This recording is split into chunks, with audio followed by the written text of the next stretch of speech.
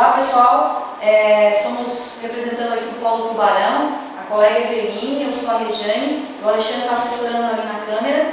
A gente então está representando o Polo Tubarão na disciplina de Genética Evolutiva e a gente vai apresentar o seminário com o tema proposto no mundo do RNA.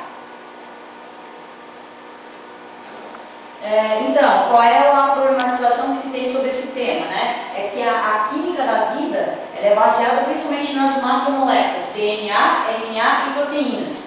Mas o grande questionamento da teoria do mundo de RNA é quem teria aparecido antes. Porque até então a gente considera que a molécula precursora da vida seria o DNA. Mas segundo a teoria do mundo de RNA, o RNA teria aparecido antes. Então é aquela pergunta, né? Quem veio primeiro, o ovo ou a galinha? Então, baseado nos experimentos que foram feitos em laboratório para simular como era a Terra primitiva, foram encontrados nos mares primitivos algumas das bases para a construção das moléculas de ácido nucleico e proteínas existentes hoje.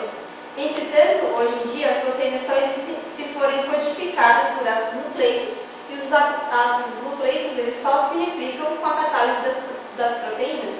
Né? Então, aí entramos nessa pergunta: quem é que veio primeiro? Aqui a gente tem a visão antiga de divisão de tarefas. Né? DNA é armazenamento de informação, RNA transferência de informação e as proteínas são funcionais. Né? Então, agora, a teoria do mundo do RNA foi proposta por Orwell, Crick e Woolsey, né? Que eles consideram independentemente que o RNA poderia ter sido a primeira molécula informacional.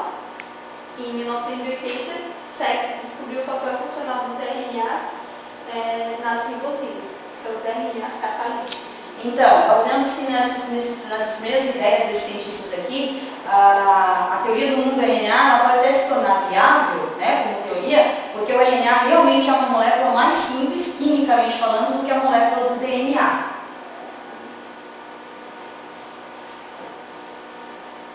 Então, aqui a gente tem uma representação da transição do mundo de RNA para o mundo de DNA, né? Que aqui é uma representação que a gente tem, que a gente aprende, que a gente tem o DNA, que é quem guarda a informação, o RNA, quem passa a informação e as proteínas que são o resultado de tudo isso. Né? Então, a teoria do RNA dizia que o RNA se replicava, né? Ele não precisava do DNA para ter aquelas informações, né? Então, ele veio antes e o DNA, na teoria do mundo do RNA, não existia.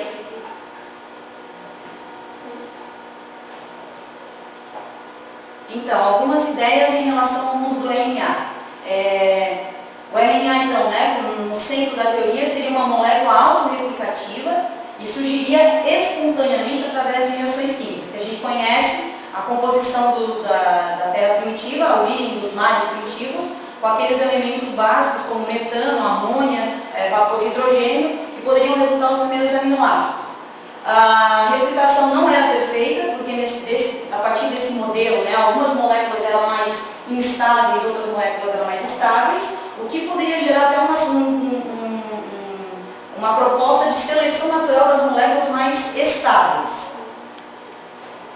Alguns erros faziam com que elas então se tornassem mais estáveis, propondo, né, reforçando aqui a seleção natural, seleção natural de moléculas, proporcionava menor taxa de erros na replicação, e promoviam replicação mais rápida, exatamente porque a molécula de RNA tem essa capacidade de replicação mais rápida do que no caso do DNA. E então, pela seleção natural, originava uma sequência de nucleotídeos no RNA muito mais interessantes do que nas moléculas iniciais. Então, quando os genes primitivos de RNA e seus produtores fossem empacotados em uma membrana, formariam os protobióticos, estrutura precursora do ser vivo, né? Que ali, como a Regiane falou, as moléculas que eram mais instáveis, elas ocorria aquela tal seleção natural, né? Elas eram encapsuladas pelas moléculas que eram estáveis. Então aí elas formavam os protobiomas. Porém, como é uma teoria, ela tem controvérsias, né? E as controvérsias que tem contra essa teoria do mundo do RNA, a concretização desse RNA é difícil, com probabilidade de formação espontânea em condições prebióticas fracas. Porque para ser comprovada essa teoria, são feitos testes em laboratório, foram feitos, né?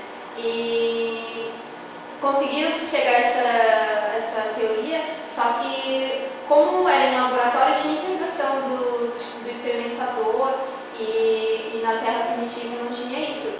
Então, uma das controvérsias que gerou aqui é que na molécula do RNA existe a presença da ribose, que é um açúcar, né? Então, na síntese, da formação do ácido nucleico do RNA, outros açúcares poderiam inibir, inclusive, a síntese do próprio RNA. A presença do fósforo ao nível dos ácidos nucleicos é questão em aberto, pois esse elemento é raro na natureza, não que tornaria tão difícil a síntese do RNA. E após a síntese de RNA, a replicação in vitro é um processo complexo. Outra controvérsia para essa teoria. Porque quando a gente fala de replicação in vitro, seria então a